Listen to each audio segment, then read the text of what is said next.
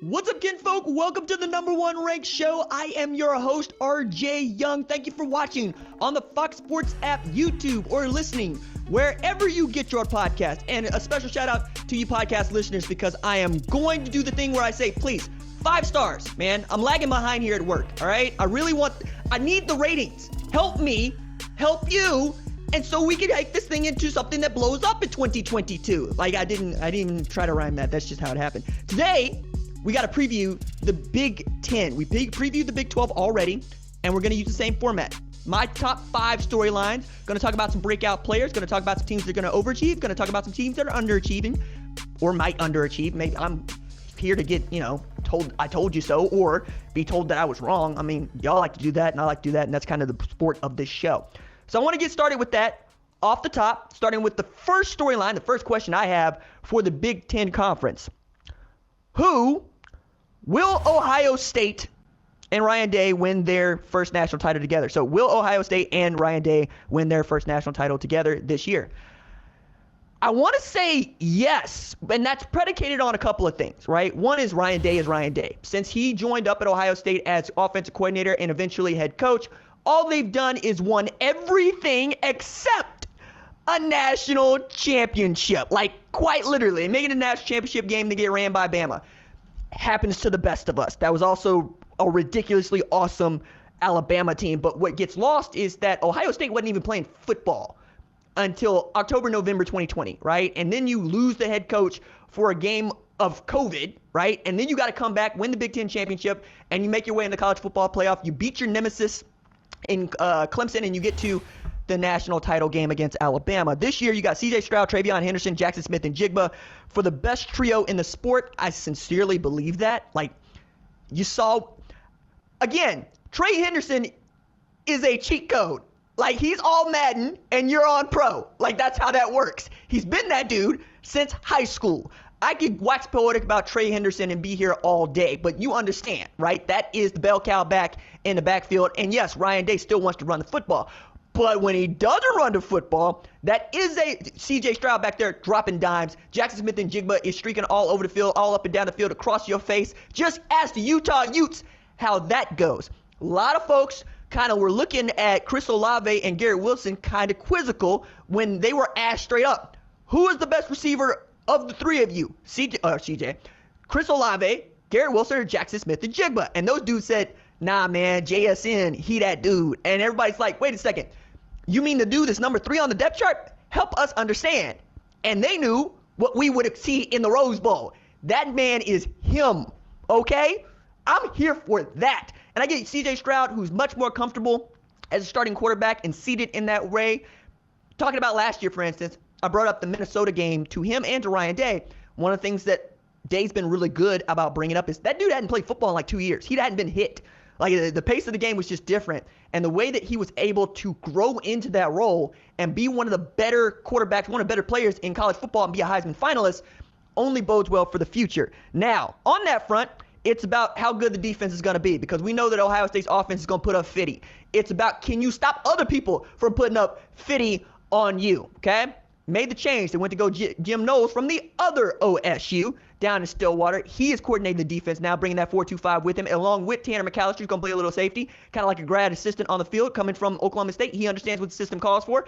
I also think the edges, the ends, are going to be outstanding this year, because Colin Oliver broke out all last year, double-digit sacks. And this year you got JTT and you got Jack Sawyer. For the uninitiated, that is JT Tuimoloau on the ends, and that's before we start talking about guys like Zach Harrison, Taraji Mitchell behind them, and the way that that defense could be humming right along. They want to be a top 5 defense in the country. They're a top 5 defense in the country. They're playing a national championship game. It's just that simple. However, is Notre Dame going to be this year's Oregon? Yeah, I said it. All right, so I'm that dude. Like, let's get this out the way. Buckeye fans, come at me. I understand, but I'm gonna bring it up. You got beat by Oregon at home. You got beat by Oregon at home, and then a child put a rubber duck on your O block to stunt on you. One of my favorite features of all last year. Shout out to Charlotte Wilder for getting that and throwing it down. But I did not give you much credit after that, because you got beat by Oregon at home. okay? Then Oregon gets exposed by Stanford and gets doubled up in 13 days by Utah. It's just not a good look for you. And if we're talking about quality wins, quality losses, we can have these different ways. We're going to go back into to the top 25 here coming out for the AP. Well, it's already out now that you're seeing this, but I'm going to do the rankings the way that you're used to doing the rankings, so you ain't got to worry about that. But I am saying, if Notre Dame shows up to the shoe in week 1 and hands Ohio State an L, I'm not going to blame y'all for wanting to pull your hair out once again and feeling as if the world is up against you because you got beat by Marcus Freeman, an Ohio State grad, an Ohio State alumnus, in really what is his first huge away game for me, like, period. And I'm sure that man is so tired of talking about this game, but you know what? That's what it means when you play Ohio State and you're the head coach at Notre Dame. I'm excited about that game. I think that game could be outstanding and a lot of fun. Those are the things I'm looking for from Ohio State to see if they can win their first national championship with Ryan Day as head coach in their first one since 2014. Second question I have in the Big Ten this year. Is the state of Michigan for real? Okay, let me unpack what I mean here. Okay, last year, the state of Michigan, that is Michigan and Michigan State, went 23-4 combined with a college football playoff appearance. That means that both of the schools in the state of Michigan who play Big Ten football have each made the college football playoff. That in and of itself is nothing to sneeze at, right? State of Florida can't say that. State of Texas can't say that. Texas still trying to get one of y'all in the college football playoff, and I'm talking about Baylor, not A&M in Texas. You understand what I mean here, right? We keep going down the line. You had 2 New Year's Six appearances, Orange Bowl for Michigan where they got ran by Georgia, but it is generational Georgia, and you understand what that means. And then Michigan State just going and getting it in, right, in their New Year's Six appearance. And then you got 2 NFL first-round picks and 9 total draft picks from last year, right? Aiden Hutchinson just stormed up the draft board to be that dude at Michigan on the strength of what they were able to do, notably beating Ohio State for the first time in 11 years, getting Jim Harbaugh's first win against Ohio State as head coach of Michigan. Not something to sneeze at, which leads me to Michigan State also beat Michigan, something we didn't see coming. That was a proud day for the folks in East Lansing. For those of y'all that are uninitiated, Michigan, they do the double Windsor because I wear the double Windsor, so I know it when I see it, and they cinch it all the way up. Michigan State about this gutter, okay? They about getting it how they live, okay? That is Magic Johnson space. That's what East Lansing is. So them getting a W against them dudes from Ann Arbor is not something to sneeze at. Michigan beat Ohio State, so you got Michigan beat.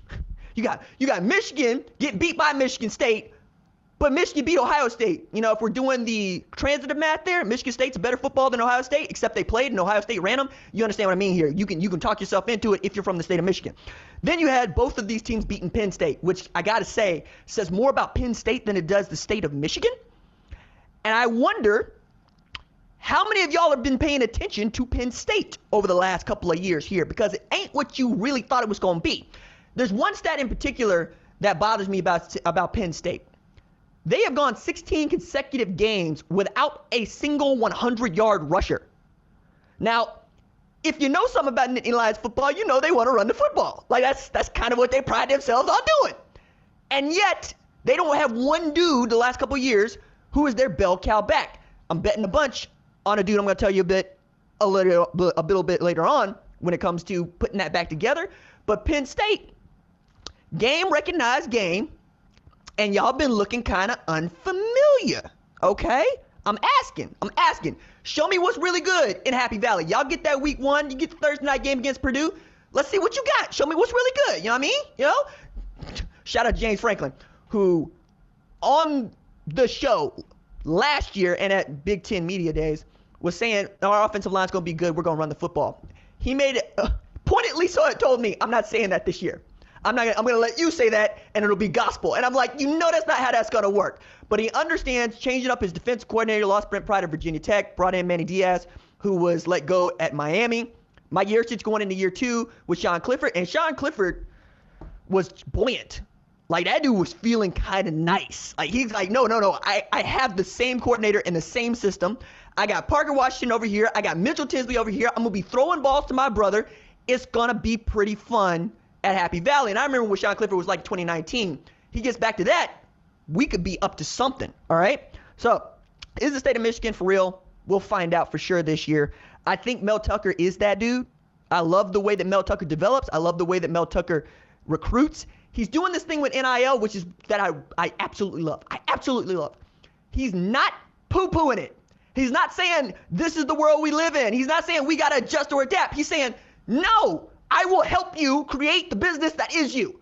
So we are putting in place all the things around East Lansing that need to be there for you to develop you on the business side while you get this education. I'm going, yes, treat it like a pro ball club. As much as y'all don't want to hear that, that's what college football is, man. We talk about billions of dollars here.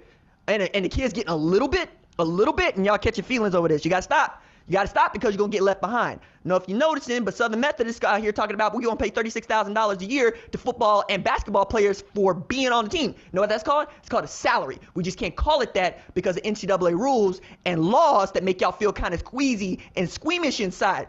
But it is the way that things are going. And if you want to be competitive, the bag is no longer a bag. It's a check that you deposit into a bank.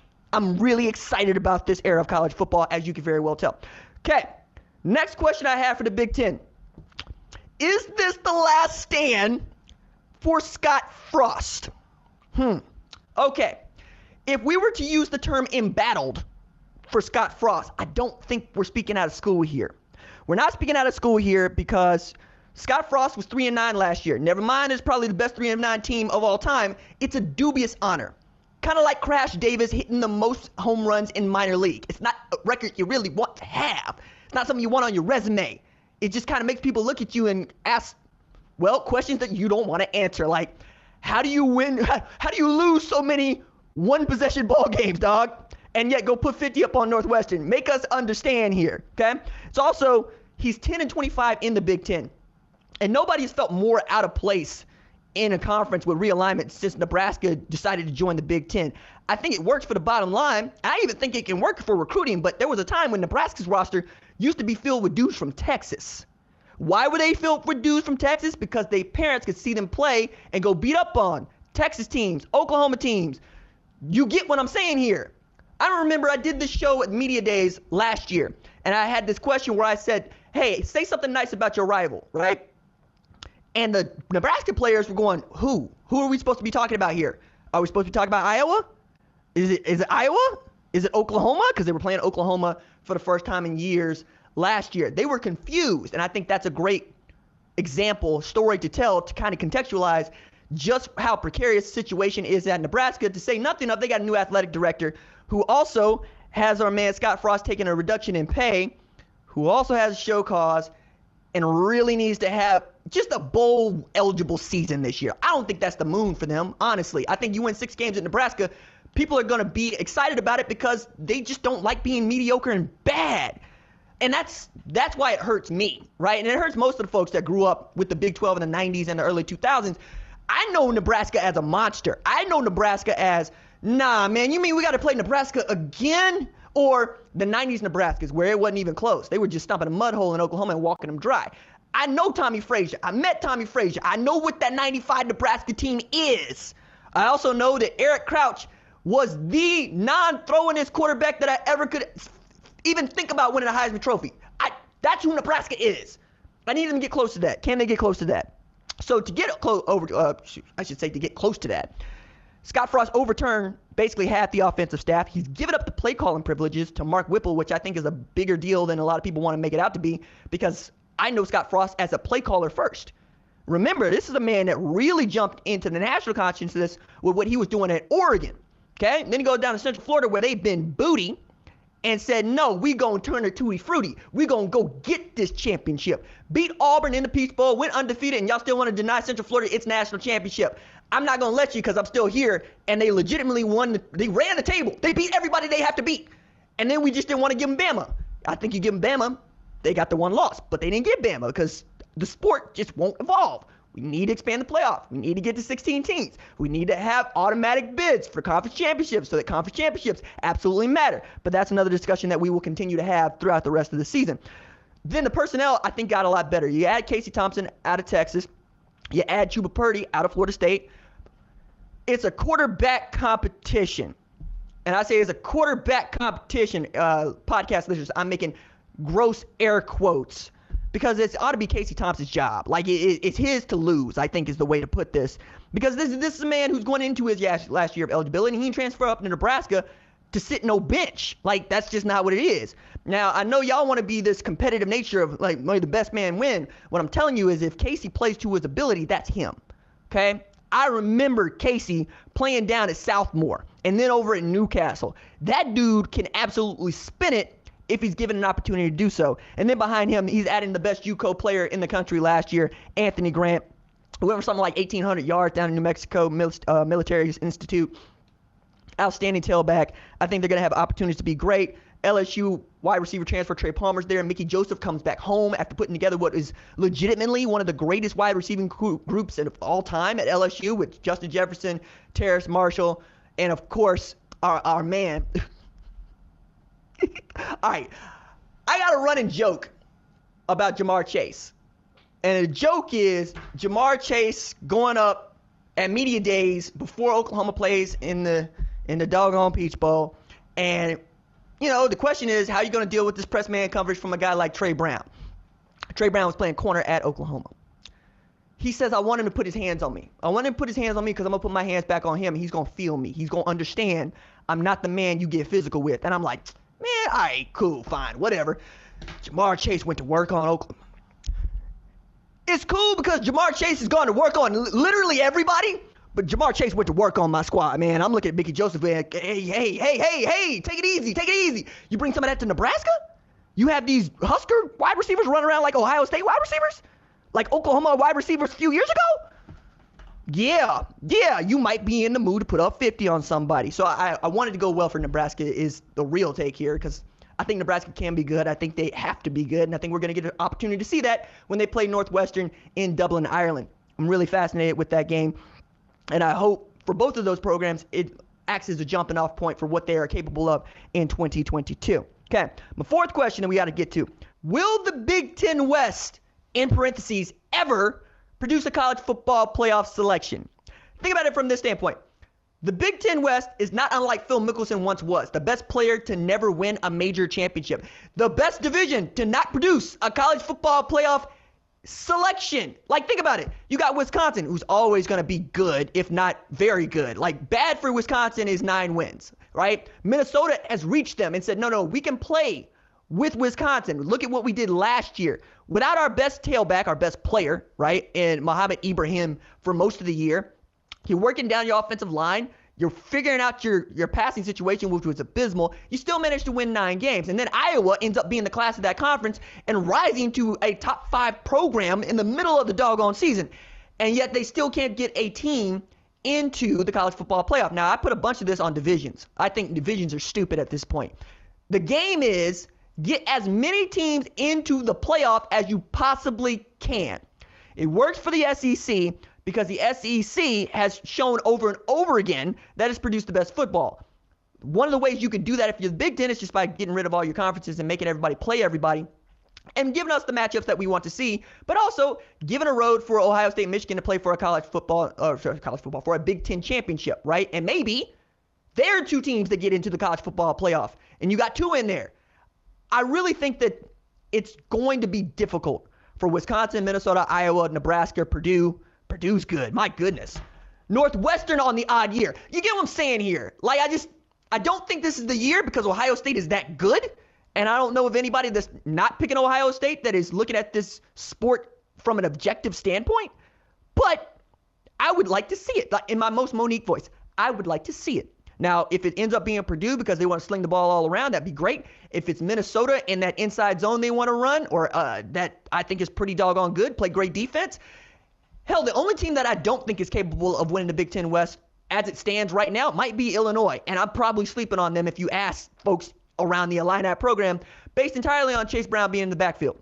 What I'm saying is it's interesting to think about because the Pac-12 North has produced a college football playoff entrant before the Big Ten West, and they did it in 2016 with Washington, right? And then we go back, Oregon, right? Like, it's just the idea that Oregon and Washington make it to a college football playoff before Wisconsin is not a fact that you would have got past me 12 years ago. I'd have been like, say, what, huh? Nah, man. I don't see it. How does that even happen? And I think a lot of this has to do with just what the schedule is and just how difficult it is over there in the Big Ten East. But will the Pac-12, will the Big Ten West produce one? Probably not, but again, I would like to see it. All right, number 5 on the list to finish out my top 5 storylines for the Big Ten Conference. Is this the year the Big Ten gets 2 teams in the college football playoff? Spoilers, no, it's not. It's not because Ohio State, Michigan State are all very good. And I'm going to take 2 of those teams at a minimum to beat the best 2 teams in the Big Ten West. So if I'm handicapping it right now, Ohio State, Michigan. Yeah, Michigan folks, fight me. Okay, fine. And then we're talking about Minnesota, Wisconsin, Iowa. If you put those 3 against each other, I think the Big Ten East is going to win more of those games. But I also think that you're going to have to go get some wins against some Big Ten East teams that we just don't expect you to get. Somebody from the Big Ten West is going to not only have to run the Big Ten West, they're going to have to run roughshod over their Big Ten East opponents, right? Probably means you got to get a win against one of those 3 teams that I mentioned, Ohio State, Michigan, or Michigan State. I just don't see it happening this year. However, it could. I just don't see it. Like the SEC has got a stranglehold on the college football playoff, which is another reason why I want to see the doggone thing expand. And we have all these other discussions going on about where and when you're going to watch football games. But the big one is you make more room, you create more inventory, you got more opportunities to get in. Like I'm not averse to a 16 teams. You got 3 group of 5 teams in. I'm here for it because y'all are going to hate it.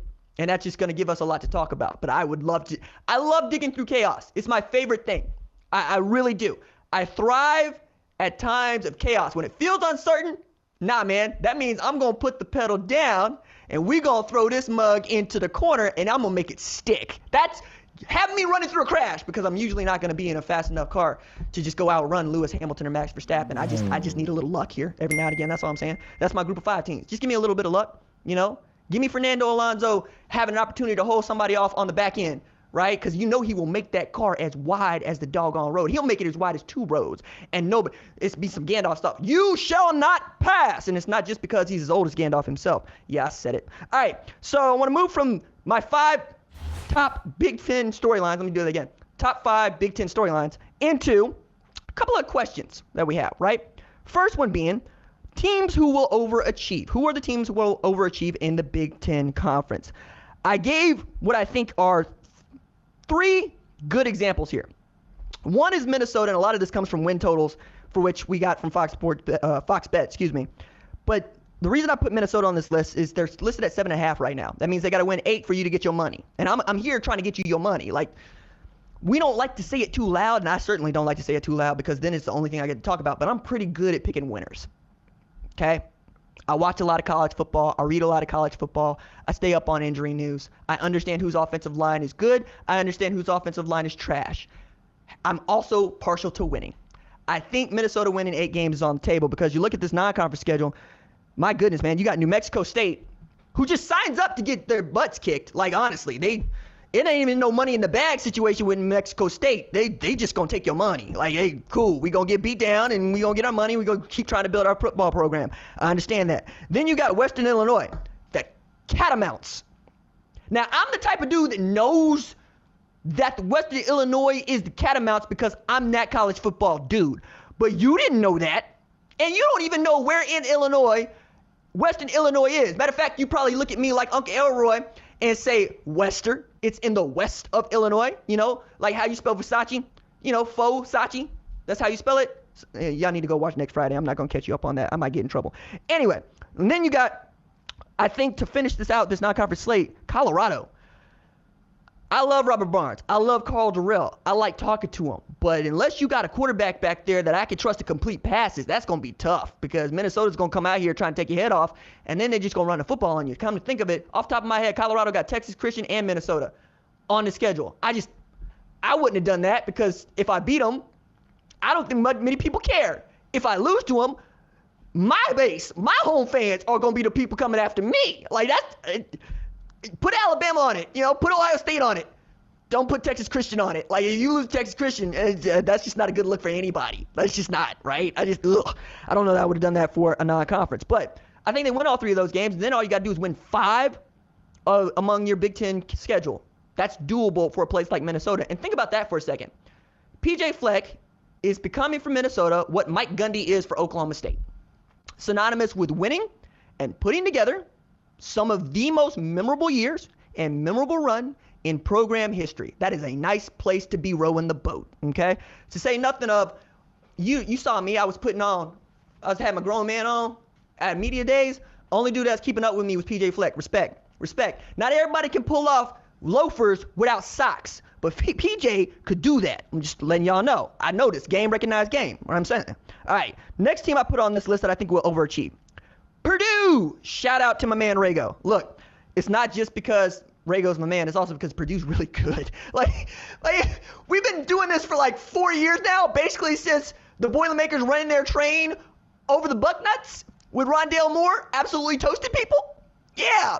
Jeff Brom wants to throw the ball around. Gonna throw the ball around. There's no 3-quarterback system this year. There's the Aiden O'Connell quarterback situation this year. And the system, I gotta say this, man, like, if Aiden O'Connell puts together a season, and by season I mean he goes for 37, 4,000, 30, 40 touchdowns, that man needs to win the Burlsworth Award. Do you realize he walked on at Purdue? Do you realize he's like the 9th dude on the depth chart at Purdue? And now everybody's praying for that dude to return after what they did to Tennessee, and he gave you that? You know? I don't know that you're going to find another Rondale Moore or even another David Bell, both of which are outstanding wide receivers, All-Americans.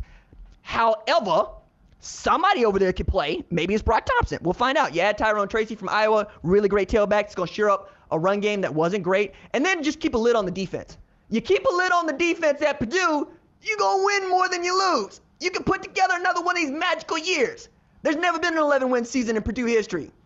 I would like to see it. Going back to, would the Big Ten West get a college football playoff selector?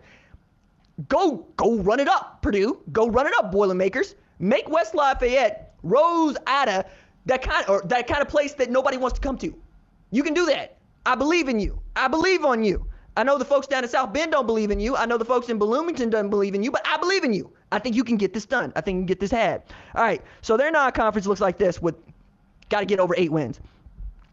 Indiana State, yeah, okay, don't lose to the Sycamores. At Syracuse, which I think is sneaky good. That's a sneaky good football game. Like, they got Robert Onai, who's going to be calling plays. He's coming from Virginia. They were pretty doggone good last year, Virginia. And we know that Dino Babers runs that Baylor-style system, and they got one of the best and most slept-on backs in all of college football. We get into that in another discussion when we talk ACC. I'm going to give you every bit of that cuse, and we're going to talk about slept-on players. They got a ton of slept-on players over there in the ACC because, well, we haven't been paying attention to anybody outside of Clemson. That's not our fault. They just need to step up and go beat them some Clemson. All right, and then to finish out, you got Florida Atlantic. Fine. I think you end up at worst 2-1 with that schedule, with that non-conference schedule. Then you got to win off 5-6 wins in the Big Ten, and you play a mostly Big Ten West schedule. You can do that. That's on the table for you. Okay. Last program I want to mention here.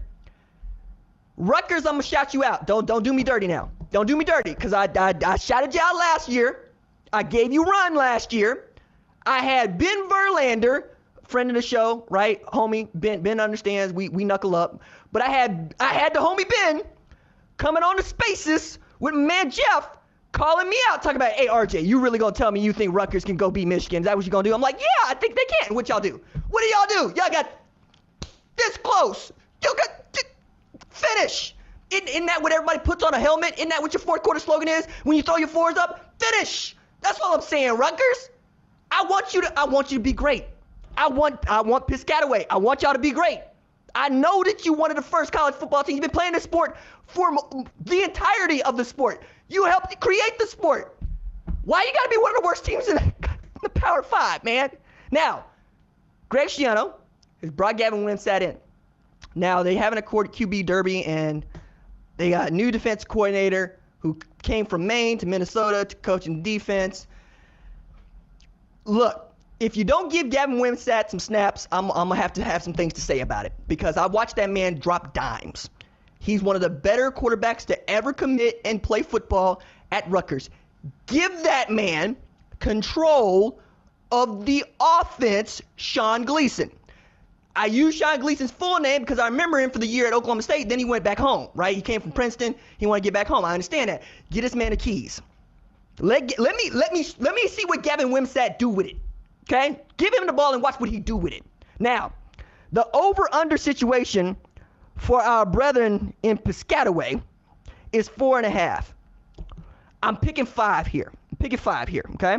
I'm picking 5 here because I'm looking at your non-conference schedule. You got at Boston College, there's Jeff Hafley's squad. Phil Jurkovich coming back. It's going to be tough. That's a tough game. I don't know that that's one I would put on your schedule, but I understand it being on your schedule, and I understand the regionality of it and how many. I did not realize how many children grow up in like Connecticut or thereabouts that want to go to BC. Somebody gonna have to educate me about the Eagles, because outside of Matty Ice, and my man Flutie, I don't have a whole hell of a lot to go on that, man. Y'all gonna have to let your boy know what it is about wanting to go to college at BC. But you get that game, right? Then you got Wagner. Don't lose to Wagner. Y'all gonna win, but don't lose to Wagner. Don't do that. And then you're at Temple. That's tough. You ought to win, but it's tough.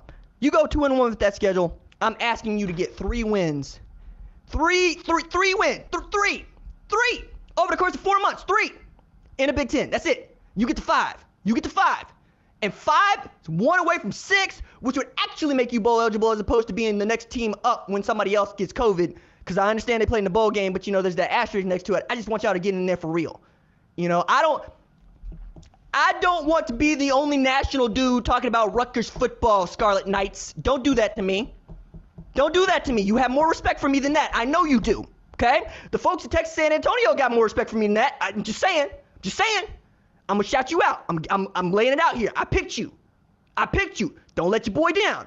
Okay? Let's go get this. 5. That's all I'm asking for. 5 wins. All right. Teams who will underachieve in the Big Ten is where we got to go next.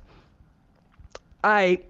Now, as much as I just spent a lot of time talking about how good I need Rutgers to be, I am going to go ahead and tell you I don't expect the Big Ten Conference champions to repeat. I don't think that Michigan is going to be good enough with the schedule that they have right here, right now, to get to 10 wins. We're talking about 9.5. That's a lot. That's a lot. Okay? You got to get to 10. You got to get to 10 in the regular season, man. All right. Let's start with their non-conference schedule. Colorado State, you ought to win. Hawaii, you ought to win. UConn, you ought to win. Now, that's 3, right? But you got to get 7. You got to get 7 of your next 9 in Ann Arbor to get the over on this. One of those games against Ohio State, and they are out for blood. They want you. They're no longer overlooking you. You embarrassed them last year. That's one. Michigan State feels like they got you. They got you last year. They returned a bunch from last year. Now, Kenneth Walker, we understand, but I like Jalen Berger. I like Jared Broussard. I think both of those dudes can tote the rock. Peyton Thorne coming into his own. He understands that it's him now, right? It's him and Jaden Reed. You get a little bit of play out of Scotty Hazelton's defense. That's tough too. You still got to play Penn State, who's also going to be coming after you. They want your whole body.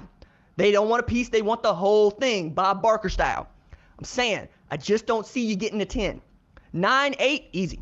Think that's easy money for you. 10, you got to get back to the Big Ten championship game. You're going to win 10 games, all right? That means you got to get past all those teams that I just mentioned. And then you got to do what you did to Iowa last year. And I don't think that's going to be that simple. All right. Next team that we're talking about just a little bit on the teams I think are underachieved, Penn State. Look, there's just a lot that Penn State is on the verge of, but not there with. Put another way, I don't think of Ohio State as being on the verge of having a good passing attack. You know what I mean? I just know it. Like a law, as immutable as gravity. Okay? I just know it. It's going to be all right. You're on the verge of a great run game. Guys like Nick Singleton, talk a little bit later on. You're on the verge of a great quarterback play because Sean Clifford discovers this form for 3 years ago. It'll be there, kind of like Minnesota and Tanner Morgan. You're on the verge of putting together back-to-back great years from defense, but you lost your defensive coordinator to a better job. Good for him. Good for Coach Pry, who's going to be coordinating Virginia Tech. But the verge doesn't get you to 9 wins. Okay? We're looking at 8.5 here. You got Ohio. Bobcats, you ought to win. All right? You ought to win. Give them their money. You're at Auburn. Okay. Can you double that one up? Because I would really love for you to double that one up. Because a lot of us got a lot of mileage out of, the Big Ten showed up to the SEC West and said, what's really good?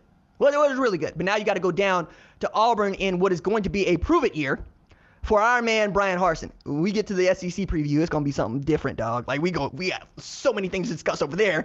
A lot of it having to do with Auburn, and then you got Central Michigan. Jim McElwain has this game circled. I guarantee it. He can't wait to bring his Chippewas over to CU in Happy Valley. All right. James Franklin got that long, large extension. Folks at Penn State gonna want him to live up to his end. Okay, his end means not winning 9 games. It means winning Big Ten championships. It means making the college football playoff. All right.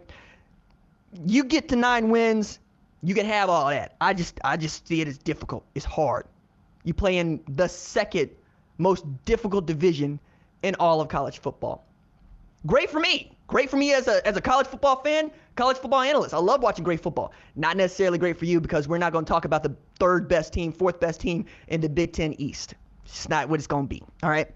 Okay. From the teams who will overachieve, underachieve, we go to the best bet to put money in the bag. All right. Again, one of our favorite segments all of last year, keeper segment for this year. When a team goes and put the money in the bag and robs you of your W, we will talk about it right here on the Number One Ranked Show. I have lots of fun getting into my Malcolm X and letting people know that you thought that you was paying for a W, but what you were paying for was a butt kicking. All right. So I looked through the non-conference schedule. I'm circling, that's a good FCS team. That's a good G5 team. Ooh, that's not a great Power 5 team. Ooh, that's a money in the bag candidate. That's how we get here. So I settled, in this instance, on 2. Okay? We only had 1 for the Big 12. We got 2 for the Big 10. South Dakota State, the Jackrabbits, at Iowa, getting paid $600,000 for the privilege if they are able to pull this off. Now, those of y'all that don't know, like the Jackrabbits were good last year, and they had one of the better tailbacks, Pierre Strong, in all of college football. I said as much right here on the Number One Ranked Show when we do the NFL draft stuff. Come on, man. You know all I do is eat, sleep, and do this sport. Of course I'm watching FCS football, especially high-quality FCS football. I don't know that I want the Jackrabbits on my schedule coming to Kinnick, but Kinnick ain't no joke. Like, I've never been to Kinnick, but I've been to Iowa Fans. And going to Iowa Fans is an experience, okay? When you understand ain't nothing there but corn and football, yeah, you put a lot into the Hawkeyes. You put a lot into the Hawkeyes, and you know what? They get a lot out of them Hawkeyes. Iowa fans on par with Mountaineer fans. You just don't want it with them. Like, one day we're going to have an Among the Thugs conversation right here on the Number One Ranked Show, and we're going to talk about firms, and we're going to talk about what that means in European football, and you're going to be like, oh, we got those. They're illegal in the United States, or so you thought, right? I'm saying Iowa fans go hard. You don't want no problems with no Iowa fans, all right? I'm not saying it's going to be easy. I'm saying that I think if you're making money in the bag bets, go ahead, put the Jackrabbits over there to the side, put you a little $20 on them, see if they make you a little bit of money, along with their $600,000 for the privilege. All right, next team I want to take a look at here is Southern Illinois, traveling to Northwestern. They're going to get $550,000 for the privilege. Shout out to Hero Sports, where they have these payouts listed. And also, my man, Steve Berkowitz, who does great work at USA Today, going to get these open records requests. But the Salukis probably looking at Northwestern going, y'all don't even know what the quarterback is, do you? Okay. Is your defense going to be any good? Because I saw Brandon Joseph. He over at Notre Dame now. Greg Newsome, he was drafted 2 years ago. Like, y'all got something else? What else y'all got? Because we feel like we can go over there. We can roll up into your little your Ivy adjacent, and we can snatch your lunch money, because that's what you do to the dudes with the pocket protectors. You go up on them and you say, empty your pockets. Okay? Now, Northwestern, they're used to that. They're used to people walking up on them going, empty your pockets, and them going, nah, I'm going to catch this, right in the eye, and then they am at the Big Ten West Championship. We'll see. Or I should say the Big Ten Championship representing the Big Ten West. But South Dakota State at Iowa, Southern Illinois at Northwestern. I think that's going to be a lot of fun if either one of those teams is able to go and put the money in the bag. All right. Now, from there, I want to go to the players who will have a breakout year. And there's actually quite a few that I could have picked. I picked 2 Buckeyes. I picked 2 Buckeyes out of 3 players. Sorry, they're talented. Don't hate the player, hate the game. That's all I'm saying. Don't hate the player, hate the game. You seen how they recruiting? They're recruiting like an SEC West team. They're recruiting not like they want to win the Big Ten West, but Big Ten West, like they want to win the Big Ten Championship, but like they want to beat Alabama in the national championship. There are levels to this. All right? Again, don't hate the player, hate the game. That said, I've been all in on Jack Sawyer from the moment that he was a Buckeye. That dude was bred to play defensive end at Ohio State. If you looked at him and thought that was the third Bosa brother, nobody would tell you you were wrong, okay? Coming out of Pickerington North, this dude played both ways, threw passes that were touchdowns as a quarterback, was an outstanding edge rusher, forewent his last year of high school football so he could get to Ohio State earlier. Has been there for a full year now. He's going to be one of those guys that Larry Johnson Sr. is going to be throwing in the heavy rotation. Watch out for number 33. Marvin Harrison Jr. on the other side, playing wide receiver. Now, Buckeye fans are like, oh yeah, RJ, he going to pick Marvin Harrison Jr. Yes, because you follow Ohio State football and I'm doing a national college football show. Not everybody's familiar with who Marvin Harrison Jr. is as a player. They might have saw a little bit of it in the Rose Bowl because he actually caught, I believe it's 3 touchdown passes in that game where Jackson Smith and Jigba went for 347 and change. It's also about how these dudes have been working in the offseason, and Marvin Harrison just keeps getting bigger and bigger and bigger. He is bigger than his old man is or was as a pro catching passes from Peyton Manning. And he was bigger when he got to Ohio State than that. And all he has done is grown into looking like the second coming of David Boston out there. You're going to have Jackson Smith or Jigga over here. You're going to have Marvin Harrison Jr. over here. Emeka Egbuka, Julian Fleming are still there, guys. It's a problem over there, right? For Marvin Harrison Jr., it's about is he going to get that many targets, because I expect every 3-4 passes might be a house call for the Buckeyes this year. It's lethal over there. I don't want no problems with that. Who wants problems with that? And then the last player I want to focus here is a true freshman, National Gatorade Player of the Year, running back at Penn State, Nick Singleton. Now, Nick Singleton is out there going after Saquon Barkley's lifting records. Start there. Start with he's already in the conversation with the quad father, with Quadzilla. He's that type of athlete. He's that type of tailback. Now, they got 3 tailbacks that they really like at Penn State, but I like Nick Singleton the most, okay? You heard me waxing poetic about Travion Henderson for 2 years. He got to true freshman year. Everybody's like, hey, he's going to be behind Master T. We got other dudes that came in with him like Evan Pryor that said, I'll wait. And what'd you see? You saw what I saw, all right? That's who Nick Singleton can be. If the offensive line is even close to decent, I expect that man to be this year what Braylon Allen was last year, what Travion Henderson was last year. He's got that kind of juice to him. So those are my 3 players who I think will have breakout seasons. 2 are sophomores. 1 is a true freshman. Okay, next question we have on the show. How many teams can compete for the college football playoff in the Big Ten Conference? I think we're going to top it out at 6 here, guys. Now, that's not too shabby considering it's a 14-team league. Ohio State, Michigan, Michigan State, Wisconsin, Minnesota, Penn State. So I got 4 teams in the Big Ten East, and I think I got 2 teams in the Big Ten West. Purdue was almost there for me, but not quite, right? I just want to see the defense, resemble a defense in 2022 before I start talking about them being in the college football playoff. Look, man, if you're going to be giving up 450 a game out here like Texas, I can't be talking about you like that, all right? Like, I need to see some real change there. And I've seen some with Texas. I haven't seen a whole bunch where Purdue is basically they're going to try to fix their scheme, which might be it. Might be that simple. But until then, we're going to keep them on the fringes. I think Ohio State is fairly obvious, right? Offensively, you're going to be elite. Can the defense be average to above average? You're playing for a conference championship, national championship. Michigan, can you be what you were last year? Now, I know we have a QB battle going on in Michigan, but I think that's Cade McNamara's job. Why do I say that's Cade McNamara's job? Because he had it all of last year. And Jim Harbaugh said to me, I see Cade McNamara, and it's like looking at a younger Jimmy Harbaugh. I don't know too many head coaches that pick against seeing a younger version of themselves play football. That's just me there, dog. That one's free. Okay. Now you're gonna lose Aiden Hutchinson, David Ajobo on your defense. You lose Dax Hill, who is quite literally the purest football player I've ever seen with my own 2 eyes.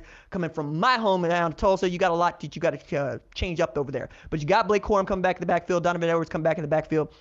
Play great defense, run the football, you'll be all right. A lot of this is going to be on Sherrone Moore, Matt Weiss calling the offense. And then you're going to have to try to get back what you had with Mike McDonald. Right? We'll see. We'll see. Okay.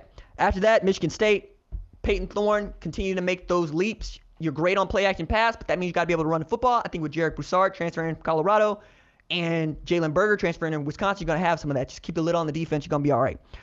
Wisconsin, it's the Braylon Allen show. If you get a conscious Graham Mertz, then we can start talking about this, because that's still Jim Leonard calling the defense. All right, like defense going to be all right. If Bobby Ingram can get through to Graham Mertz and have that dude playing like the Russell Wilson that we thought he was going to be, Wisconsin can be a problem and make the college football playoff. I mentioned Penn State. Get Sean Clifford back on good pace. You get Nick Singleton running the ball. You find some of the form you had with Brent Pry running the defense. You're going to be all right. Solid running backs, returning starting quarterbacks, good defense. That's how I made this list of teams that can make the college football playoff from the Big Ten. Okay, last question that we have here for the Big Ten preview. Who will play and win the B1G championship? I picked Ohio State because, yes, I'm already been booed. You're listening through the podcast. You still love me. I appreciate that. But I picked Minnesota in the Big Ten West. Okay, there's a few reasons why. Tanner Morgan's coming back for what seems like a 15th year of eligibility. Wants to be back. He's also becoming more and more look like PJ Fleck. Like, for instance, I get so much out of going on these media day tours. I get so many anecdotes. But more than that, I get to see people that I just haven't seen for like a year.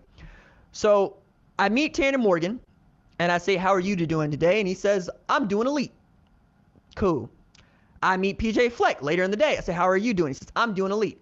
I said, Tanner said the same thing, and y'all are starting to look similarly. PJ Fleck has been nothing but good at Minnesota. I think Tanner Morgan getting back with the offensive coordinator and Kurt Soraka is going to be a good thing for Minnesota. They also got Mo Ibrahim back there, who was taking apart Ohio State's defense before anybody knew that it was Ohio State's defense in 2021. I think they're going to be all right. I think they're going to be pretty good. You get guys like Chris Auden-Bell to come out here and playing like that kind of dude, like Dalen Wright to start playing like that kind of dude, and you get a 3,000, 3,500-yard pass out on Tanner Morgan, it's easy to see how you're in the Big Ten championship. You beat an Iowa that was a takeaway defense, but that's really difficult to repeat. Like tackling people, they still got those, but those interceptions, that's found money. You can't just bet on that. That's a really unpredictable statistic. And then you're talking about Wisconsin. This is me saying I don't know that Graham Mertz is going to be a better quarterback than Tanner Morgan in 2022. I don't think that's a wild take. In fact, I think that's a pretty lukewarm take based entirely on what we've seen from Graham Mertz and what we've seen from Tanner Morgan. When Tanner Morgan is on, he's on. I have yet to see Graham Mertz on. Honestly, I've seen Wisconsin be on when Graham Mertz is quarterback. I have not seen Graham Mertz be the dude that is powering a Wisconsin offense. And to be fair, that's not really your job as a quarterback at Wisconsin, which is why I always thought that pairing was kind of interesting. It's the job of the offensive line and the tailback. So we'll see, right? But they're doing a lot to try to make Braylon a lot more comfortable back there, and I think they're going to be decent. I'm just not going to pick them for the Big Ten West Championship right now. I'm just going to pick Minnesota. So I got Ohio State and Minnesota playing in the B1G Championship, and I believe the winner of that game does get selected to the college football playoffs. So the Big Ten, congratulations, you're going to get in again. Just be good. That's all. All right. That is going to do it for this episode of the number one ranked show. As always, I want to thank our coordinating producer, Catherine Donnelly, who's been putting this all together, and we're going into year two. We're going into year two really strong. Our lead producer, Tyler Wojak, who has to deal with me on a day-to-day basis, and I love him so much for that. Our director is John Marcus, who has me looking fly and fresh and sounding good, also puts up with my horrendous F1 and Top Gun takes. Our social media maven is Javion Duncan. Our lead of screening is Rachel Cohn. I'm the host, RJ. We will see y'all in a couple of days. Deuces.